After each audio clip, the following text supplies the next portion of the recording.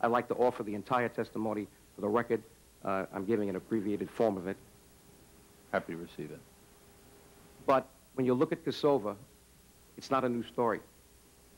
Kosovo was part of Albania until 1916 and 17, as was that population of Albanians in Macedonia and southeastern Montenegro.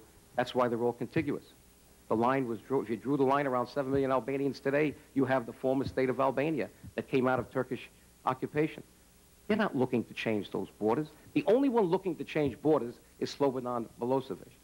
What they want is some peace in their lives, some self-determination, some ability to raise their families, to be who they want to be.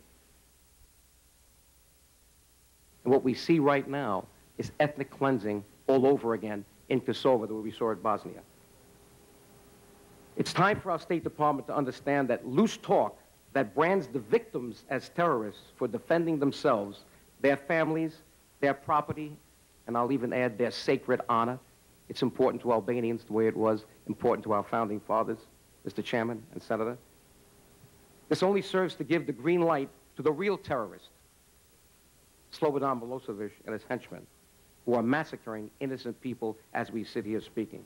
It is time for the United States to stand up for its own principles and demand compliance with international human rights conventions before more Albanians are needlessly slaughtered and a new Balkan war is triggered, this time involving neighboring Albania, Greece, Macedonia, Bulgaria, and Turkey. It is time for Congress to stand up and voice its outrage at a foreign policy in the Balkans that has obviously failed to preserve peace and security in this vital region of the world. It is time for the United States to back up its tough words with concrete actions, such as declaring a no-fly zone in Kosovo, as we did in Bosnia. What is wrong with that? They're using these heavily armed helicopters right now to level villages. 2, ringing Serbia's border with NATO troops and moving an aircraft carrier off the coast of Montenegro. These actions would not only reaffirm our resolve to stop the escalation of the conflict in Kosovo, but I believe would lead to a lasting peace for the Albanian people and all ethnic groups in the Balkans. I would like to also give to the record, Mr. Chairman, a book that I prepared a few years ago called The Agony of Kosovo. It's a good reference book. It has 3 pages of index material because it shows what this body has done since 1987, this body in the House. And it shows that what we're talking about here today is nothing new. It's just escalating. And our foreign policy is nothing new. We're still waffling. What we did in Bosnia, for some reason, we're reluctant to do in Kosovo.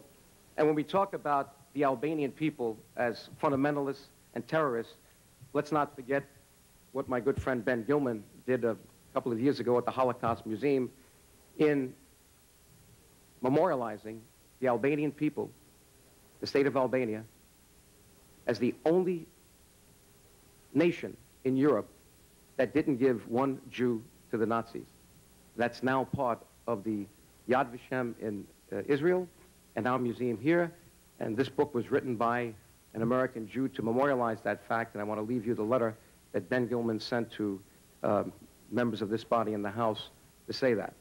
It's a shame that we cannot do something to save these people, these terrorist groups that come from Belgrade, special police that are really criminals let out of jail, and they're given police uniforms and army uniforms, running into homes. They know that the Albanian people save their money usually with gold. They're going there to get bounty, to get currency. They kill the families on the spot. In Drenica, how many women and children were killed in their living rooms and bedrooms? We're still not allowed to go there. There is a mass grave someplace. We have testimony from the women. They heard their men and their husbands and young sons screaming. They were taken away, 200. There's a mass grave there someplace. We'll find it sooner or later, as we did in Bosnia. But what are we waiting for? Is this the United States that we want to represent? A country that stands on the side as a brutal dictator with state-inspired terrorism, brutalizes a group of 2 million people who are defenseless today in Kosovo. And what's wrong with a national liberation movement, Senator, when there's no one there to defend you? What's wrong with that? What are they going to wait for? We, the United States, use all our influence and whatever force we're willing to use to deal with and promote and support the Democratic League of Kosovo or the Kosovo Liberation Army, because right now they ain't in tandem. Why don't we make the question a lot more simple? Why don't we look at international law, look at a population of 2 million people that is being brutalized every day? Because it's useful to look at reality. Well, but reality is also, Senator, that you raised the issue of, well, who is this George Washington that we want to find in Belgrade so we can solve the problem? We may have to wait a long time. But in the meantime, I agree. We cannot let these people be brutalized and killed every day. I think there are things we have to do right now. And we have to face Slobodan Milosevic in the eye, as we did in Bosnia, and say, get every one of those VJ troops out of Kosovo. And if you don't do it, we're going to take some action. Now, what action? We're going to bomb, action? right? What are we doing? Physical force. Yeah, but wait a minute. I'm not saying yes, we shouldn't. I want to know what action you just said before, the arguments you made before, the same arguments that I heard I was on a panel with Bob Torricelli and Senator McCain back in 1992 or 3 or 4 in the McLaughlin show, and they were saying the same thing.